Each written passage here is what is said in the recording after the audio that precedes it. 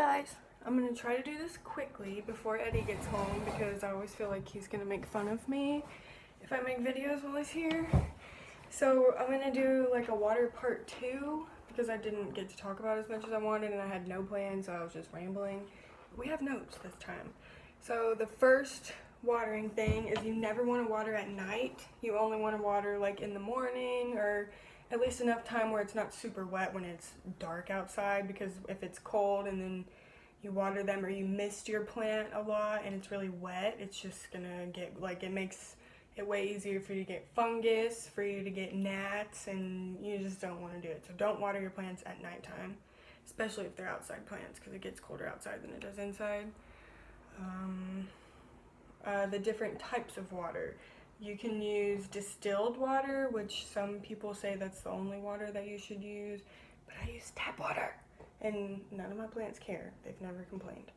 One of them did. The only plant I've ever had that complained about the kind of water I use is the lucky bamboo that lives in water, and it started to die. Like, all the leaves fell off. I switched from tap water to distilled water. Actually, I use dirty fish tank water that's already clean because it's like filtered itself, and now it's fine. It like grew all of its leaves back. So sometimes it does matter what kind of water you use, but for the most part, if you have like the refrigerator water, if you have a thing on your faucet, you can just use that, whatever water you would drink. If you drink it, it's probably fine for the plants. That's just my opinion, but that's how I go. I also rotate my plants whenever I water them. So I'm going to use this as an example because she's so beautiful. So obviously this is like the front of the plant because that's the most appealing side to look at. But if you leave it this way and it's facing the sun this entire, like its whole life, it's going to start to grow in that direction and it'll like reach towards the sun. You can tell even like this guy right here is starting to grow kind of crazy, like reaching towards that way. It's because I don't ever want to turn it this way. But you want to make sure that the back side of the plant gets sunshine too. So every time I water my plants, I rotate them a different direction, and that's what I use to remind myself. My mom asked if you can water a lot of your plants like at one time in the bathtub. You totally can. I don't normally do that just because I feel like none of my plants need to be watered at the same time. They always want it at different days, and I don't really have a schedule besides just sticking my finger in and seeing which plant needs it. So maybe like 3 plants at a time is all that I water, and none of my plants are that huge, so I don't use the bathtub. But she has bigger plants and she just soaks them all at one time. And it would be the same rule though, so you would take them out at different times depending on how quick they get wet at the top. So if one of them gets wet before the others, you just take that one out, let it drain, wait for the others to get wet enough, then take them out. And you always want to make sure that you drain them really well too. So if it's in like this plastic nursery pot, I literally hold it over the sink and I like squeeze the water out because you don't want any extra water in there. And then I let them sit like in those containers until they dry, because I don't want them to be wet whenever I put them back where they live, because that's how you get mold, and I don't want mold and bugs and whatever. So I just make sure it's dry before I put it back. So most of the time people text me and they're like, so I don't know what's wrong with my plant, blah, blah, blah. And I'm like, well, what do you do to it? And they're like, well, I water it once a week. And that's not the thing. Like, you shouldn't just be like, okay, well, this plant gets watered once a week no matter what. Because what if you switch it to another spot and it gets less sunshine than it did before? It's not going to need as much water as it did in the old spot. So I'm not for like religiously watering your plants on a set schedule like that. Like, some people are like, oh, Tuesdays I water my plants. I don't do that. I just stick my finger in it, and if it needs to be watered, I water it. There's no schedule, there's no rhyme or reason. Yeah, none of my plants like are watered once a week. The only one that I kind of have a schedule for is that rabbit's foot fern that I'm always talking about, is special. I try to do it once every day or two, but if I start to notice that the leaves are getting yellow, I'll back off a little bit and I won't water it as much, because yellow leaves usually mean that you're watering it too much. That's a good sign that you need to not water as often. Some other signs that your plant needs water besides the finger test. Let's see a good example. So this one is a pilea. And you can see that it's like droopy, the leaves are really thin, and they get really veiny to where you can see all the veins inside. And it just overall looks like dull and not very happy. Even like these flowering pieces started to die off.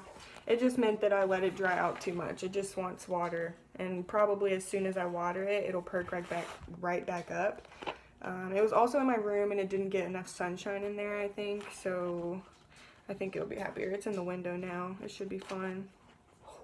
R.I.P. Okay, what else about water?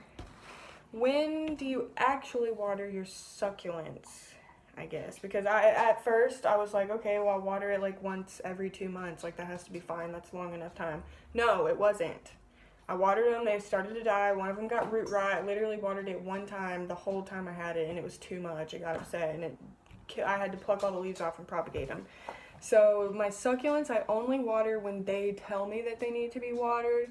Like when the leaves start to get really bumpy or wrinkly, or if it just looks dry, like the leaves look crispy, then I'll water it. But until then, I just don't touch it. If it looks happy, then I leave it alone. Succulents are also not the easiest plant. Most of the time people are like, oh, if you've never had a plant, just get a succulent, it'll be fine. No, it's going to die a slow, painful death because you water it too much, and then you're going to be sad. So don't get a succulent as your first plant. That's just my advice. Also, oh man, I need to get one of those sticks really quick. Hold on. It's like a stick that you use to aerate the soil. You act as the worm.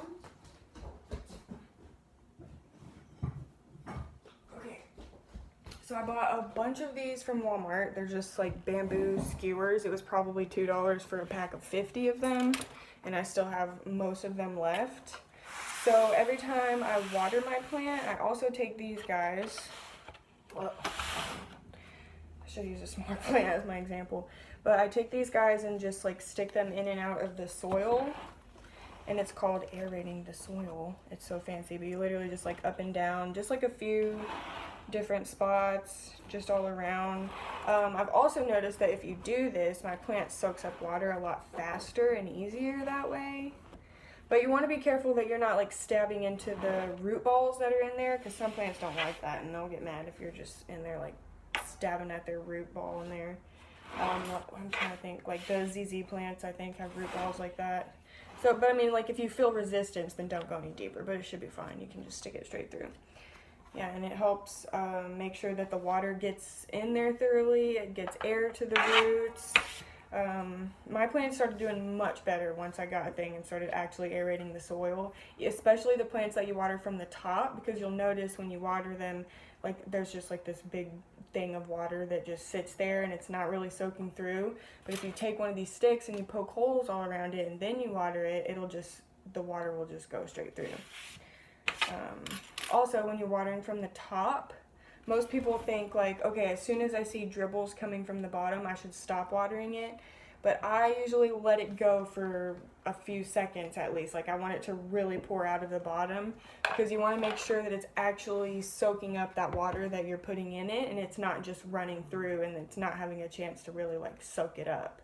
That's why I prefer to bottom water instead of top water, because when you bottom water, the plant soaks it up as fast as it needs to, and it like there's no way for it not to soak up what it wants, because it's soaking up the water. You're not pouring it in for it.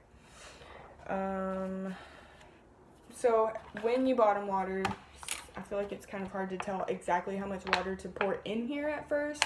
And honestly, it really doesn't matter as long as you pour enough, because you can always take the plant out whenever you want. But you just want to make sure that there's enough in there for it to soak up, get wet that 1 inch or 2 inches down, and then you can take it out. So if you find that it runs out of water before it's wet on top, add more water to it, and then just keep adding water if you need to until it gets wet on the top part. One of the other reasons why I like to bottom water is because if you water from the top part of the soil is always going to be wet and moist, and that's going to attract bugs, it attracts fungus, it attracts just all of these things that you don't want. But if you water from the bottom, the top 1 inch of the soil is never wet, and so the bugs aren't attracted to it. I got gnats pretty bad, not bad, but a little bit whenever I started to get more plants at first, and I got like those sticky traps or whatever, but they won't they won't solve the problem, because by the time the fly like lands, the gnat lands on there, it's probably already laid eggs on your plant. So you need to just make sure that the plant is not staying moist on top, and if it is, you can use things like neem oil or hydrogen peroxide. You can give your plant like a hydrogen peroxide bath where you literally just dunk it in hydrogen peroxide, and it actually helps aerate the soil too, because of like the bubbles in the peroxide. You can use peroxide to deter pests too. You can like put in a spray bottle, like a tiny bit of peroxide, and then fill the rest with water, and then just mist your plants with that, and it'll help get rid of bugs, or help keep bugs away rather. But I'll do a whole video on bugs once I learn to actually get rid of them. Okay, we talked about that. So another reason why we bottom water, I'm all for bottom watering, obviously. It makes sure that the leaves on top don't get wet. So if I was to water this from the top, more than likely these leaves on top are going to start to yellow, because they're going to get wet, they're going to stay wet, and it's not what the plant wants most of the time. So if you just water the soil and not the leaves, it just helps like the foliage stay pretty that way. Okay, I think that's it. I think that's all I wanted to say about water, so we won't have to have a part 3. My next video, I think I'm going to ask Eddie to do a video with me, and I'm going to ask him funny questions about my plants, like if he's ever knocked one over, or broken off a stem and not told me, or I don't know. I'll think of some funny questions. Okay, bye guys.